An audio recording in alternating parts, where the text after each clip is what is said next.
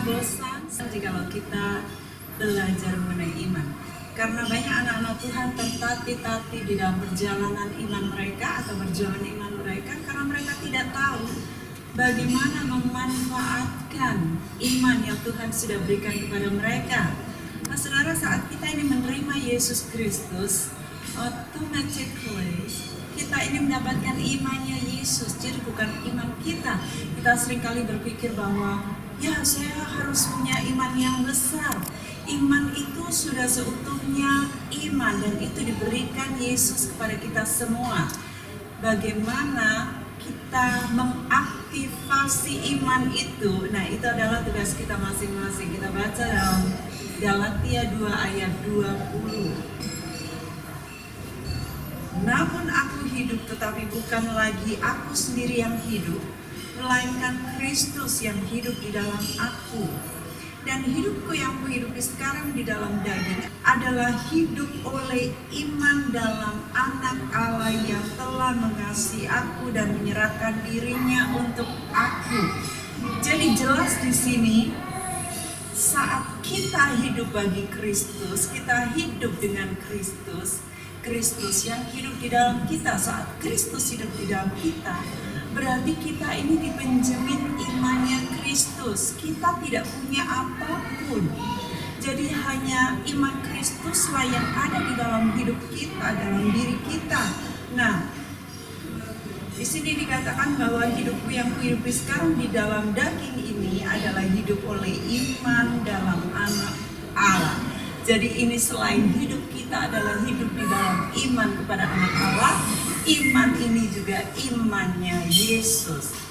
Nah, seringkali orang berkata, Tuhan, saya minta iman, saya minta penambahan iman. Padahal iman itu sudah utuh, hanya pengaktifasiannya saja. Kita baca di dalam Yakobus 1 ayat 3 sampai 5. Sebab kamu tahu bahwa ujian terhadap imanmu itu menghasilkan ketekunan. Jadi apa yang saudara hadapi saat ini, semua masalah-masalah itu bukan masalah, tetapi itu adalah ujian iman. Ya, saudara sudah diselamatkan, roh saudara diperbaharui dengan roh yang baru. Tetapi saudara harus berjuang di dalam perjuangan iman. Nah, perjuangan iman ini akan makin kuat, makin tambah level saat saudara menghadapi yang orang dunia katakan masalah. Tetapi kita bukan masalah, tetapi ujian kenaikan level iman. Nah, ujian yang diperhadapkan kepada kita ini akan menghasilkan ketekunan. Ayat selanjutnya yang 4, dan biarlah ketekunan itu memperoleh buah yang matang supaya kamu menjadi sempurna dan utuh dan tak kekurangan suatu apapun. Jadi ujian iman ini adalah untuk penyempurnaan jiwa saudara. Nah, di dalam ujian ini apa yang dikatakan ayat selanjutnya? Tetapi apabila di antara kamu ada yang kekurangan hikmat, jadi bukan kekurangan iman saudara, tetapi kekurangan hikmat. Di dalam mengaktifasikan iman itu, saudara butuh hikmat Tuhan. Ada imannya, tetapi saudara butuh hikmat.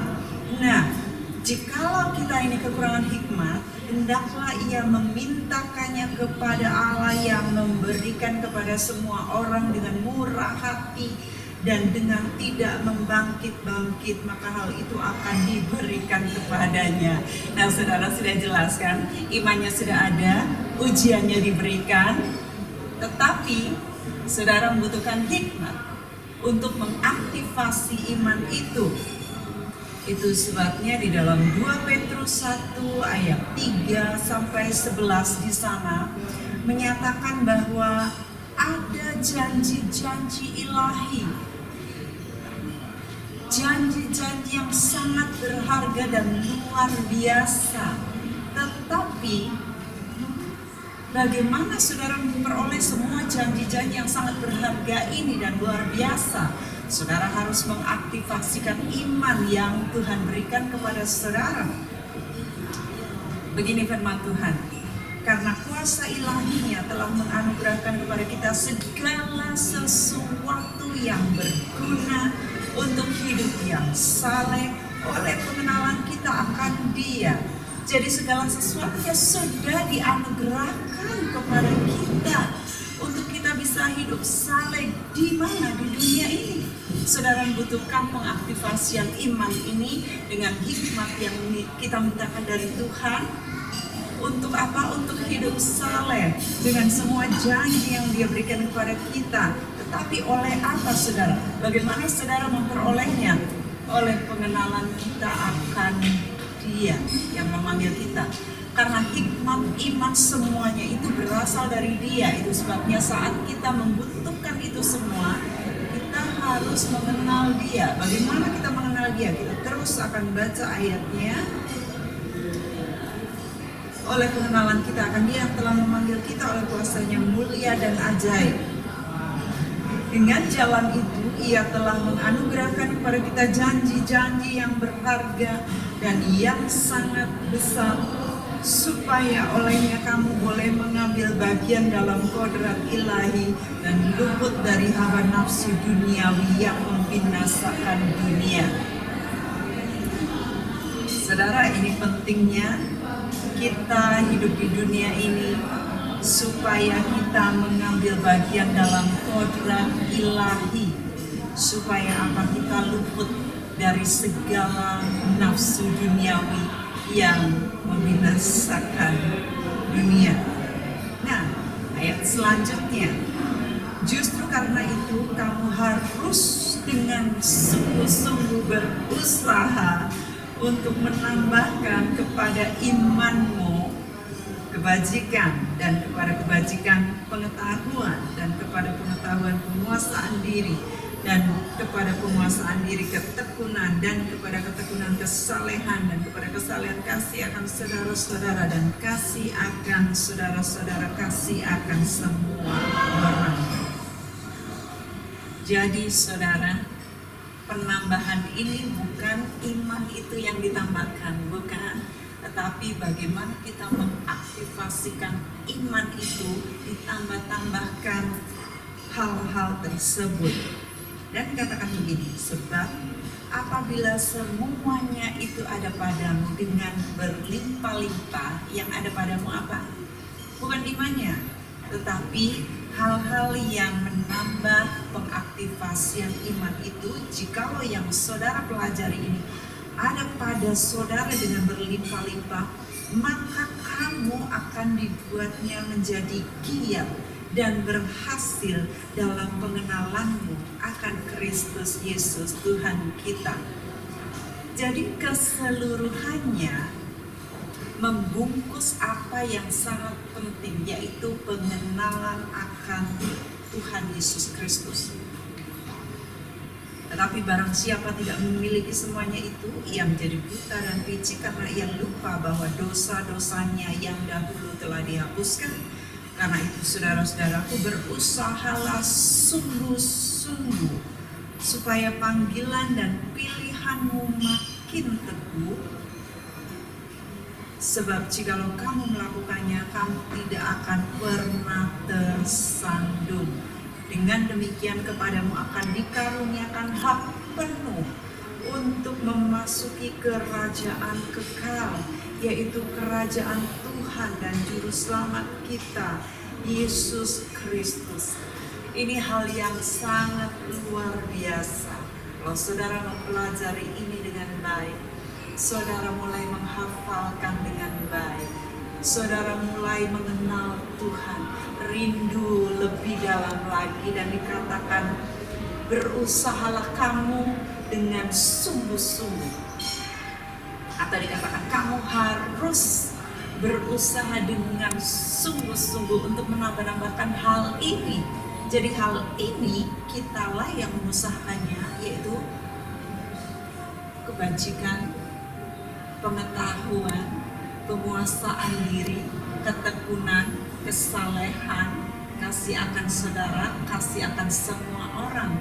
hal ini ditambah-tambahkan, lalu kita ini akan memperoleh bagian dalam kodrat ilahi, sehingga saat kita dihadapkan dengan berbagai macam ujian, kita bisa luput dari hawa nafsu duniawi yang membinasakan dunia dan bisa membinasakan kita saat kita tidak masuk di dalam rencana-rencana Tuhan, tetapi menjauh dari Tuhan. Dan dikatakan jikalau tidak ada semuanya ini padamu dengan berlimpah-limpah, kau lupa, engkau buta dan picik, sebab kau lupa bahwa dosa-dosamu yang dahulu telah ditebus. Itu sebabnya saudara, di dalam perjalanan iman kita, hal-hal inilah yang perlu kita pelajari. Saat kita menaikkan iman, ini yang penting.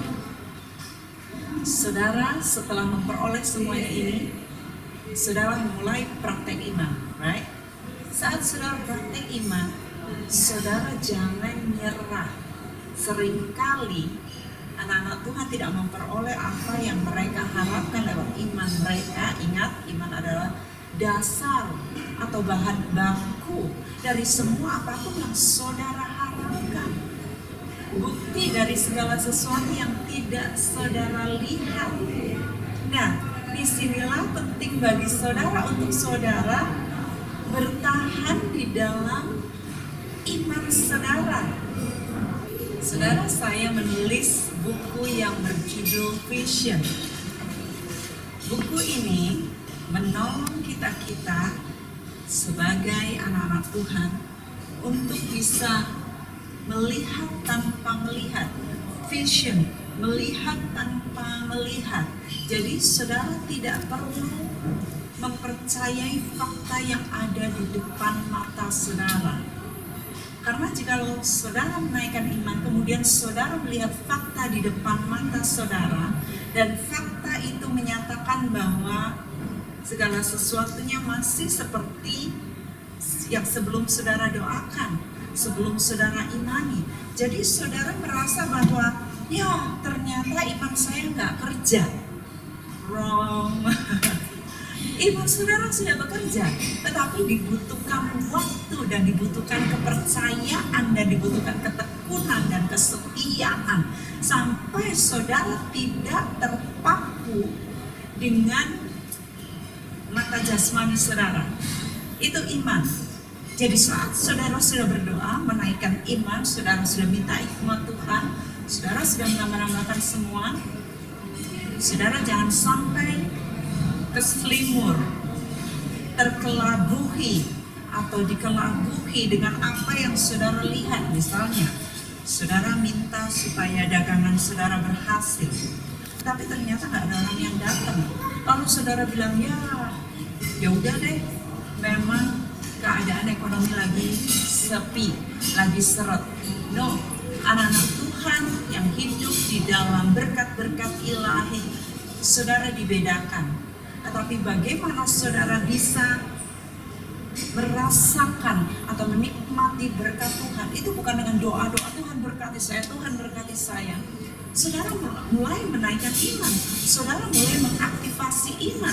Jangan sampai saudara melihat kenyataan sebentar, kemudian saudara merasa, saudara iman saya nggak kerja. Jangan begitu. Terus, waktu saudara tidak melihatnya, saudara mempercayai apa yang saudara sampaikan lewat firman. Saat saudara belum melihat jawabannya, tetap saudara mempercayai bahwa Tuhan sudah menjawab doa-doa saudara.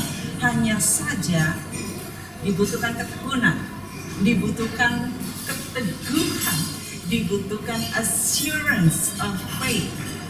IDTC angkatan 38 adalah assurance of faith.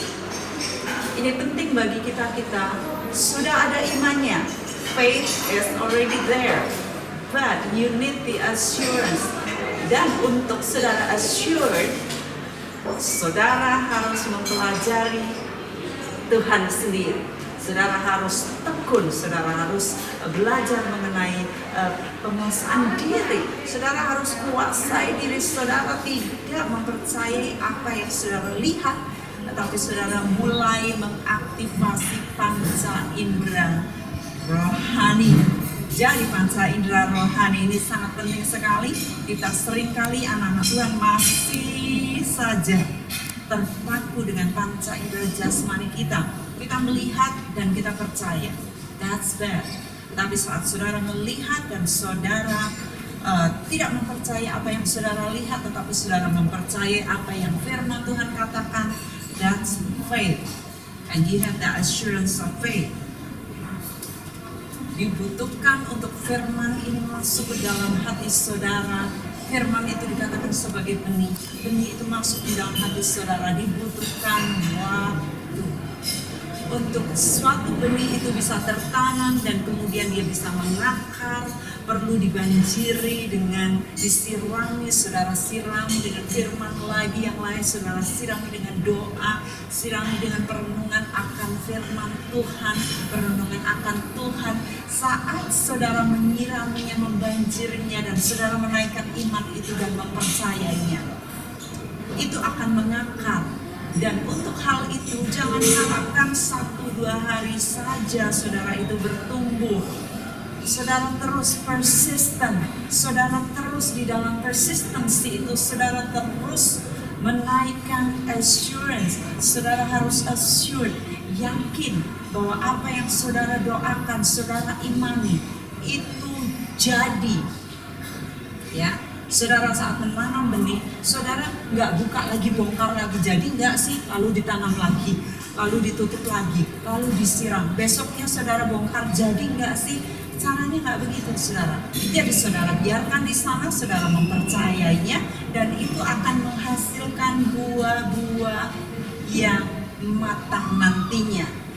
Dan dibutuhkan, itu akan sprouting first, and then itu akan memunculkan, dan nantinya sampai pohon itu berkembang, sampai ditembus lagi dengan badai, hantam dengan gelombang masalah dan sebagainya. Saudara tetap berdiri, firman itu tetap berdiri. Karena apa? Saudara memiliki hikmat dari Tuhan, menambah-nambahkan pengetahuan dan sebagainya.